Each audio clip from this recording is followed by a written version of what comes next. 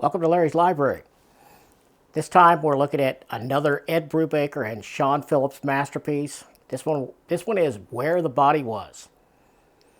And like most of what they're putting out these days, it's an original graphic novel. Doesn't collect anything. It's original to this format. This is by Image, and it's a standard size hardcover. This was 144 pages. The MSRP on it is $24.99, but you know the drill. Go to a good online retailer, get that discounted. You can get it at instocktrades.com now for $14.49.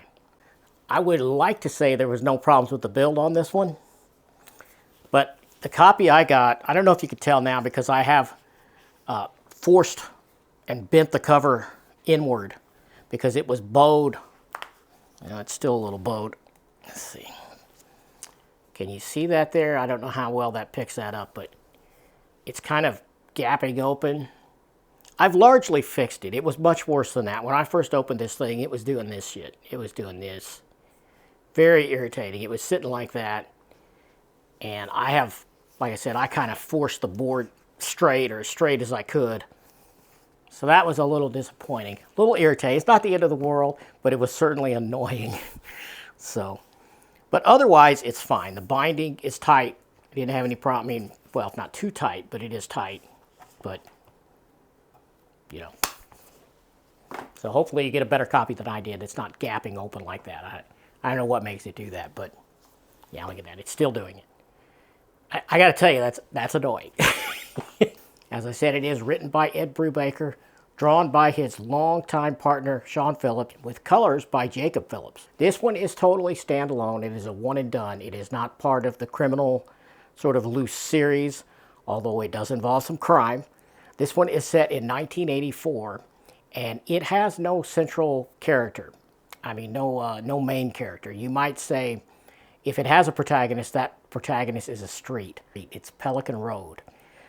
As I said, it's 1984. This book opens up with this beautiful map of the block and the surrounding area, because this is a mystery, but it's a mystery told through 9 characters. I'm not going to go through all the characters, but I will talk about my favorites. Probably my 2 favorites for sure are Tommy and Lila.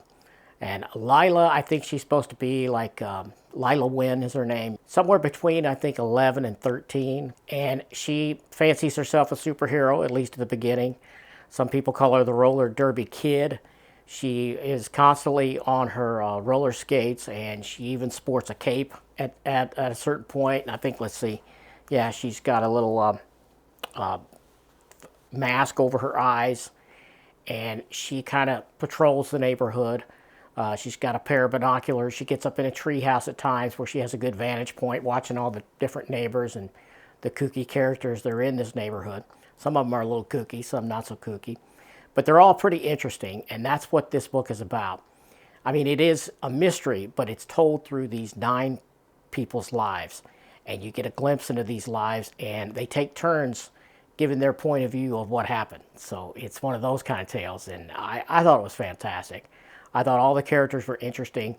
Some, you don't like at all. Some you root for a little bit. But like I said, mainly mine, the ones I identified with the most are Lila and Tommy. And poor Tommy, I say poor Tommy, but he is a bit of a criminal. He's fell for the wrong girl, of course, and she sort of friend-zoned him, but he can't help but trying to win her over, and he ends up doing pretty much terrible things to try to impress her. They end up both on some pretty hard drugs, and they're stealing to support their habits, and it's just awful. It's an awful situation. And that's just one of the many people living on Pelican Road. And, of course, someone ends up dying. I mean, it's all over the cover. You can't miss it. And the mystery is who killed the person and who moved the body. Because Lila finds the body at a certain point, and then she tries to go get help. She comes back, and the body's gone. It's later discovered somewhere else, and he is indeed dead. I won't get too much into the mystery here. I don't want to ruin it. But I thought it was great. I know it's not everybody's thing. And I think some people are getting a little tired of Ed Brubaker and Sean Phillips catching all the spotlight that they do. But to me, I mean, they get that spotlight because it's deserved. I mean, they're just fantastic. I'm such a fan at this point that they could just they could narrate and illustrate a phone book probably, and I would probably be there for it. I mean, I'm going to be honest here, but yeah, I loved it, and I tell you, I did not figure out the mystery all the way to the end. I didn't figure it out until it was revealed on the last page. It actually has a little thing that says to find out, turn the page, and that's when I knew. I mean, I did not piece it together. So let me know if you read this. Did you figure out the mystery of where the body was? Did you know before Brubaker revealed it? Because I did not. And I thought it was great. I'm not sure why some people are kind of lukewarm to this one, but I had a lot of fun with it. It is a little bit of a departure for them. I say that a lot because they go in a lot of different directions. You know, they're a team that aren't afraid to experiment, and this was not the typical Brubaker Phillips piece. I mean, yeah, it does involve some crime. It is a period piece. It's set in 1984, which I loved a lot. But yeah, this was 10 out of 10 for me. Easy. There's nothing in here that I would change, really. I liked it a lot. I liked examining all the characters. I liked the motif of going from character to character and having them tell a little bit of their point of view. You know, it doesn't retell the entire thing over and over and over like you see some TV shows do that, and it gets a little annoying by about the third time you've seen that. You know, and that's a little overplayed, I think. And it's not done that bad here. This is not, they just kind of tell more of their personal stories. And this is very character-driven piece. I mean, it's plot-driven, obviously, being a mystery like it is. But you do get a good examination of these 9 characters. And I thought it was great. I really did. I thought it was intriguing, and I hope they do more in this style. But, yeah, I say pick it up if you like mysteries, if you like 80s period pieces. If you like Brubaker and Sean Phillips, you're definitely going to want to pick it up.